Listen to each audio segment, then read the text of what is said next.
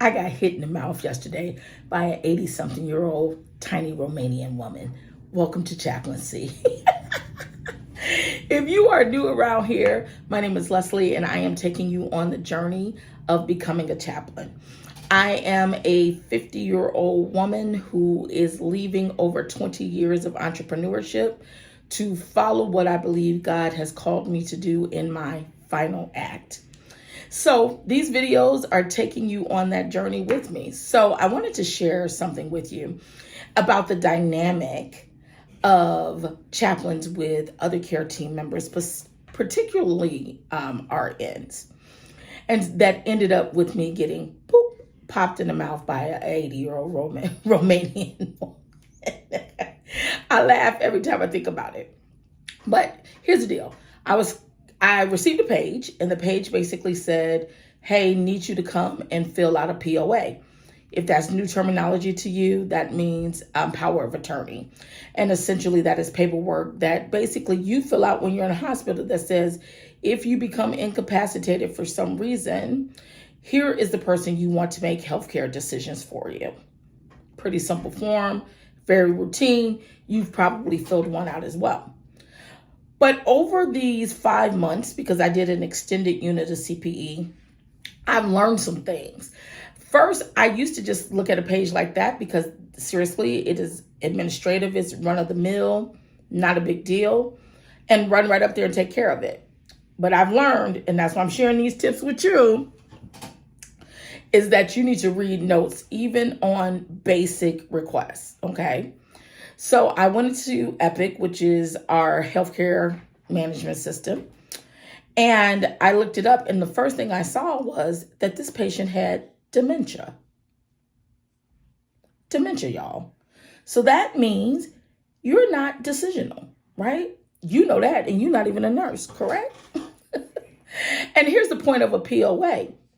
A POA is the patient's document. So the patient is determining who they want to make decisions for them. You can't have someone who's non-decisional saying, oh yeah, their daughter wants to fill out this form.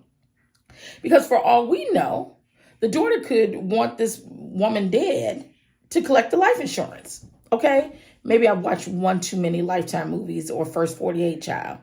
But I'm like, no, the patient needs to do this. So I called the nurse and I'm like, hey, got your page? Noticed on the client's file, on the patient's file, that this person has dementia. So I'm assuming she's non-decisional, correct? Then this nurse responds back and is like, yeah, basically. Basically, that's like being halfway pregnant. Either you're decisional or you're not. Why are you playing games with me? So I'm like, okay, I'm going to come up there and just see for myself. So let me back up. The nurse says, but the daughter wants her to fill out this form.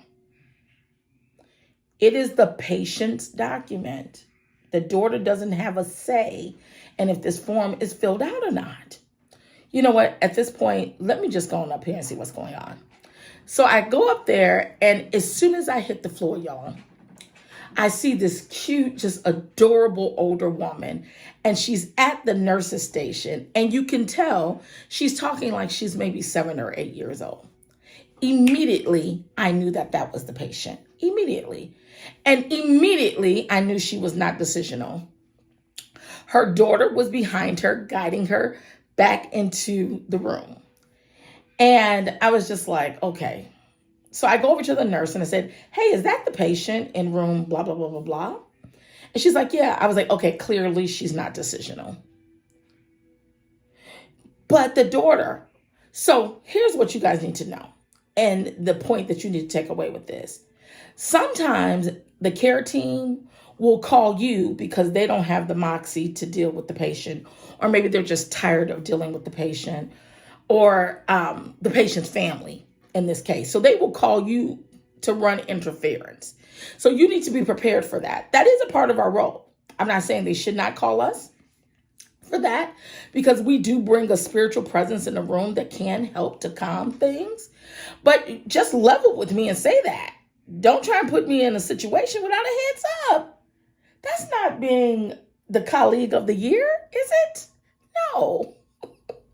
So I go and I'm like, okay, that's fine. If you want me to talk to the daughter about it, I don't have a problem doing that.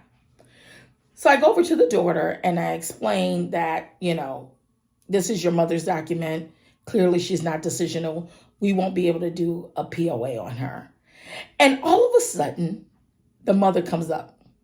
Now, she's Romanian and she doesn't speak great English, okay? But she saw me, and I think it's the wig, the blonde wig, because she pointed to my hair. She pointed like this, and then she said, boop. I'm like, did I just get popped in the mouth? Is that what just happened? Now, it didn't hurt. And I really do think what she was doing was kind of giving me a kiss, because she went from her mouth to my mouth.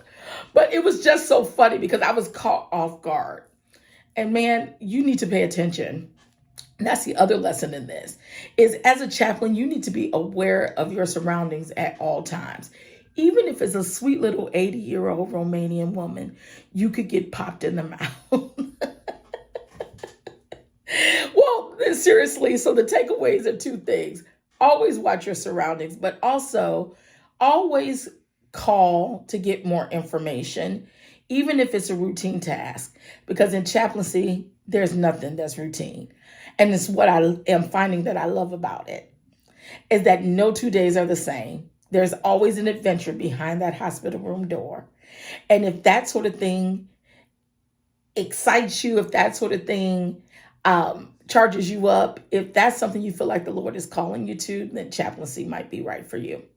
All right, my loves, until next time, I think in the next video, I'm going to talk about where I almost really did get beat up and it wasn't cute. All right, I'll talk to you guys later. Grace and peace.